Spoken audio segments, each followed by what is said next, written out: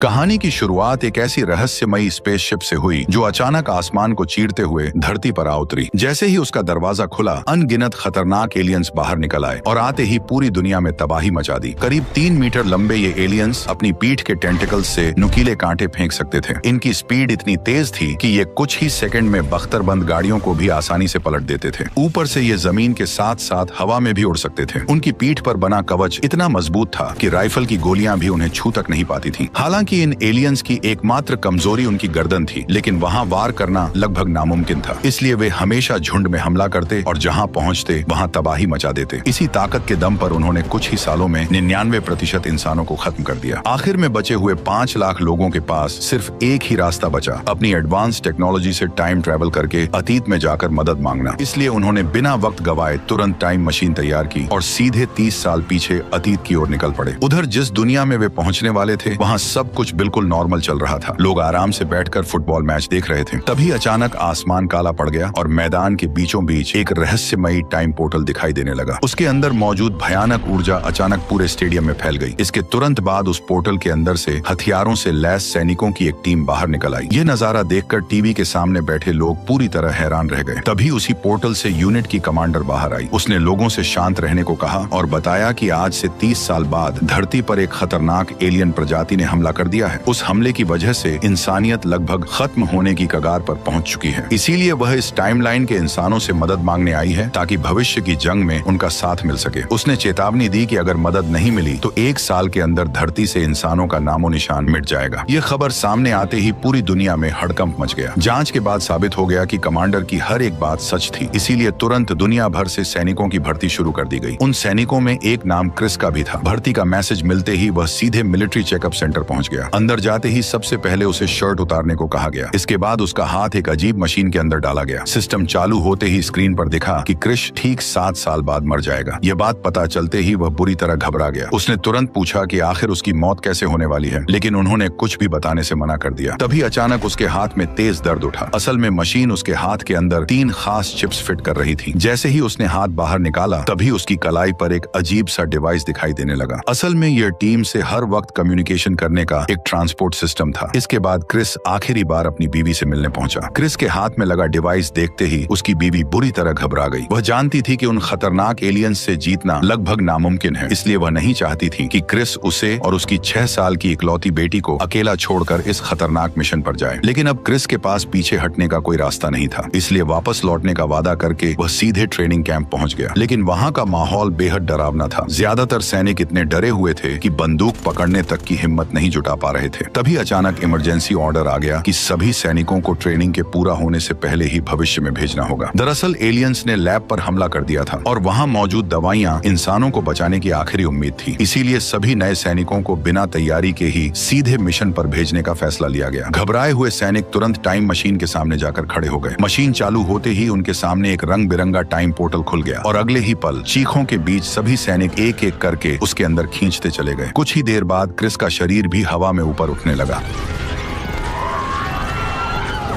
तभी ट्रांसपोर्ट में अचानक गड़बड़ी आ गई और पोर्टल जमीन की बजाय हजारों किलोमीटर ऊपर खुल गया। अगले ही पल सभी सैनिक बिना पैराशूट के आसमान से नीचे गिरने लगे। कई लोग तो गिरते ही अपनी जान गंवा बैठे, लेकिन क्रिस की किस्मत अच्छी थी। वह सीधे एक ऊंची बिल्डिंग के स्विमिंग पूल में जा गिरा। हालांकि उसके ऊपर दूसरे लोग भी आकर गिरे, फिर भी उसे ज्यादा चोट नहीं आई। पानी से बाहर आते ही क्रिस ने तुरंत आसपास बचे लोगों को गिनना शुरू किया, लेकिन वहाँ 100 से भी कम लोग जिंदा थे, जबकि ट्रांसपोर्ट किए गए लोग हजारों में थे। ऐसे में सवाल यही था कि इतने कम लोग उन खूंखार एलियंस से लड़ेंगे कैसे। तभी उनके कम्युनिकेशन डिवाइस पर हेडक्वार्टर से एक नया ऑर्डर आया। उन्हें तुरंत रिसर्च लैब पहुंचकर वहां बची हुई दवाइयां वापस लाने को कहा गया। इसी बीच क्रिस को इस मिशन का लीडर बनाया गया और उसे साफ चेतावनी दी गई कि समय बहुत कम है, क्योंकि सिर्फ 10 मिनट बाद एयरफोर्स पूरे शहर पर बम गिराकर एलियंस को खत्म करने वाली है। ये सुनते ही क्रिस अपनी टीम के साथ तुरंत लैब की तरफ निकल पड़ा। रास्ते में उन्हें हर तरफ सिर्फ इंसानों की लाशें ही लाशें नजर आईं। पीछे से कोई खतरा न आए, इसलिए 2 लोग वहीं रुककर निगरानी करने लगे। जल्द ही बाकी लोग रिसर्च बिल्डिंग तक पहुंच गए, जहां उन्हें दीवारों में धंसे एलियंस के कांटे और छत से लटकती दर्जनों लाशें दिखाई दी। ये देखकर साफ हो गया कि एलियंस आसपास ही मौजूद हैं, इसलिए क्रिस ने तुरंत दवाइयां ढूंढनी शुरू कर दी। उधर एयरफोर्स भी बमबारी के लिए बिल्कुल तैयार थी, जिस वजह से क्रिस के पास मिशन पूरा करने के लिए 5 मिनट से भी कम समय बचा था। किस्मत से उसे दवा मिल गई और हेडक्वार्टर ने तुरंत रेस्क्यू टीम भेज दी, लेकिन बाहर निकलते ही पता चला कि एंट्रेंस को एलियंस पहले ही घेरे हुए हैं। इसलिए क्रिस बिना देर किए पूरी टीम को लेकर सीधे सीढ़ियों की तरफ बढ़ गया। हालांकि अब उन्हें बाहर निकलने का रास्ता मिल चुका था, लेकिन फिर भी हर कदम पर सावधानी बरतनी जरूरी थी, क्योंकि वे अब भी एक बेहद खतरनाक इलाके में फंसे हुए थे। तभी ऊपर नजर रख रहे सैनिक को छत पर कुछ अजीब रेंगता दिखा। क्रिस ने टॉर्च ऊपर की और अगले ही पल सबके होश उड़ गए, क्योंकि उनके ठीक ऊपर वही खतरनाक एलियंस छिपे बैठे थे।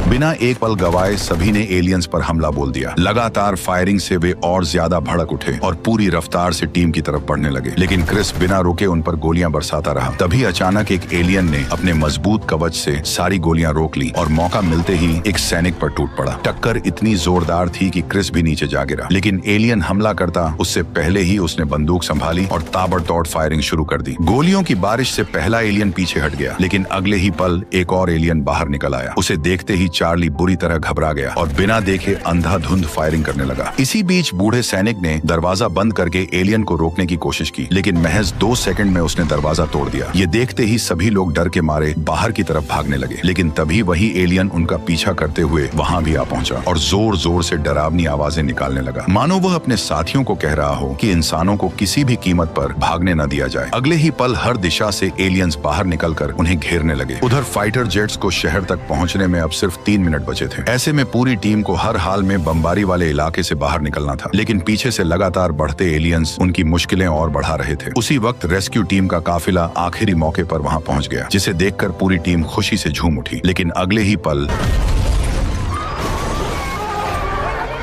कुछ ही सेकंड में पूरा काफिला एलियंस का शिकार बन गया। ये देखकर सबकी आखिरी उम्मीद भी टूट गई, लेकिन क्रिस हार मानने वालों में से नहीं था। वह फायरिंग करते हुए अपनी टीम को लेकर आगे बढ़ता रहा। पीछे से दर्जनों एलियंस पूरी प्लानिंग के साथ उनकी ओर तेजी से बढ़ रहे थे। हालांकि फाइटर जेट्स अभी भी रास्ते में थे, लेकिन क्रिस के लिए अब हर सेकंड मायने रखता था, इसलिए वह टीम को लेकर आगे बढ़ता रहा। लेकिन दूसरी तरफ ये सफेद दानव भी बेहद चालाक थे। सरदार की चीख सुनते ही एलियंस का झुंड दाएं और बाएं दोनों तरफ से उन्हें घेरने लगा। सोच समझकर किए गए हमलों से क्रिस की टीम के सैनिक एक एक करके मारे जाने लगे, जिससे पूरी टीम अब बुरी तरह फंस गई। अगर वे सिर्फ 1 मिनट के अंदर शहर से बाहर नहीं पहुंचे तो वे सभी बमबारी में मारे जाएंगे। उसी वक्त एक एलियन अचानक उनकी तरफ झपट पड़ा। ये देखते ही क्रिस ने बिना देर किए फायरिंग शुरू कर दी। उसकी सटीक निशानेबाजी से गोलियां सीधे एलियन की गर्दन पर जाकर लगी और आखिरकार वह क्रिस के हाथों मारा गया। उसी वक्त ऊपर से फाइटर जेट्स भी वहां आ पहुंचे और देखते ही देखते उन्होंने भारी बमबारी शुरू कर दी। क्रिस ने तुरंत सभी को वहां से निकलने को कहा। इसके बाद सभी एक घर का कांच का दरवाजा तोड़कर तेजी से इलाके से बाहर भागने लगे। तभी अचानक मोटा सैनिक नीचे गिर पड़ा और उसकी टांग बुरी तरह टूट गई। उसी समय पीछे से एलियन भी तेजी से करीब आने लगे, लेकिन क्रिस अपने साथी को छोड़ने के लिए तैयार नहीं था। हालांकि ऐसी हालत में उसे बचाना मतलब सबकी जान खतरे में डालना था। फिर भी टीम ने उसे अकेला छोड़ने के बजाय वहीं रुककर लड़ने का फैसला किया, लेकिन दूसरी तरफ एलियंस की संख्या लगातार बढ़ती जा रही थी। इसी दौरान क्रिस और बाकी टीम को बचाने के लिए एक महिला सोल्जर ने बड़ा फैसला लिया। उसने खुद को और मोटे सैनिक को पीछे छोड़कर टीम को वहां से भागने को कहा। टीम जैसे ही इलाके से बाहर पहुंचने वाली थी, उसी वक्त फाइटर जेट्स ने वहां बमबारी शुरू कर दी। अगले ही पल पूरा इलाका धमाके से गूंज उठा।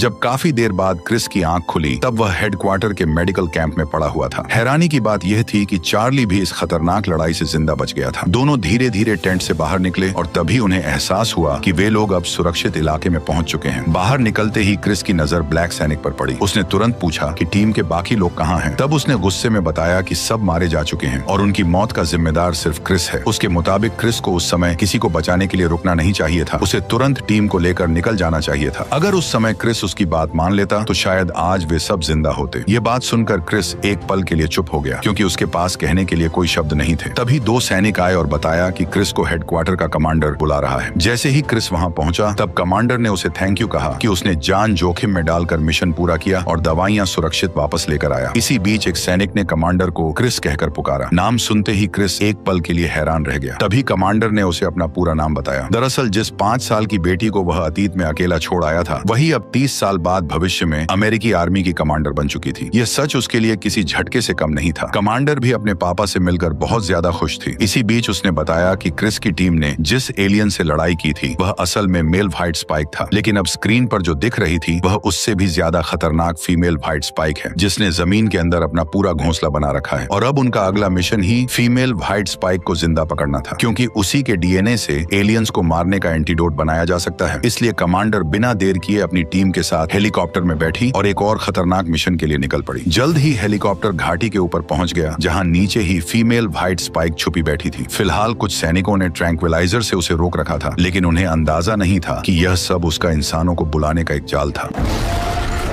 जैसे ही फीमेल व्हाइट स्पाइक बाहर निकली, उसने पल भर में ज्यादातर सैनिकों को बेरहमी से खत्म कर दिया और कुछ ही सेकंड में चारों तरफ अफरा तफरी मच गई। ये सब देखकर कमांडर बिना किसी देरी के रस्सी पकड़कर सीधे नीचे उतर गई। जब वह घोंसले के अंदर पहुंची तो वह बुरी तरह हैरान रह गई। Female white spike male alien से कहीं ज्यादा विशाल और खतरनाक थी। इसलिए कमांडर ने तुरंत सैनिकों को उसके टेंटिकल्स बांधने को कहा, लेकिन अगले ही पल उसने एक सैनिक को दबोच लिया और उसे घसीटते हुए दूसरे घोंसले की तरफ खींच ले गई। यह देखकर कमांडर ने तुरंत बाकी सैनिकों को दूसरे घोंसले पर आग बरसाने का ऑर्डर दिया।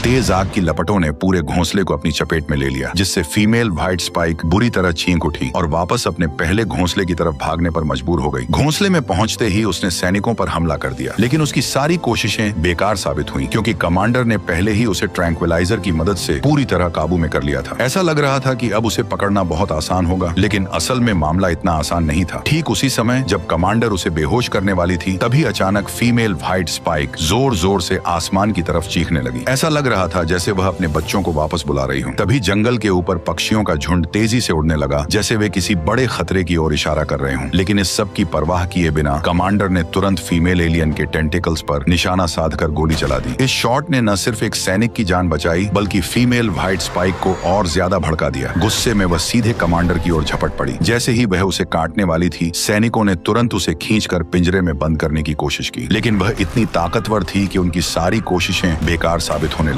तभी जंगल के अंदर से एक भयानक आवाज गूंज उठी और क्रिस की आंखों के सामने हजारों एलियंस जंगल से बाहर निकलकर इंसानों पर टूट पड़े। क्रिस ने बिना देर किए मशीन गन संभाली और रस्सी के सहारे नीचे उतरते हुए फायरिंग शुरू कर दी। वह लगातार एलियंस पर गोलियां बरसाता रहा और उसकी जबरदस्त निशानेबाजी से एक व्हाइट स्पाइक मौके पर ही मारा गया। इसके बाद वह सीधे घोंसले के नीचे पहुंच गया। क्रिस ने देखा कि उसकी बेटी फीमेल व्हाइट स्पाइक के चंगुल में फंसी हुई है। वह किसी भी वक्त अपने टेंटेकल से कमांडर पर जानलेवा हमला कर सकती है। इसीलिए क्रिस ने बिना देर किए उसके टेंटेकल पकड़ लिए और पूरी ताकत से पीछे खींचने लगा, लेकिन अगले ही पल वो एलियन खुद उसके चंगुल में फंस गई।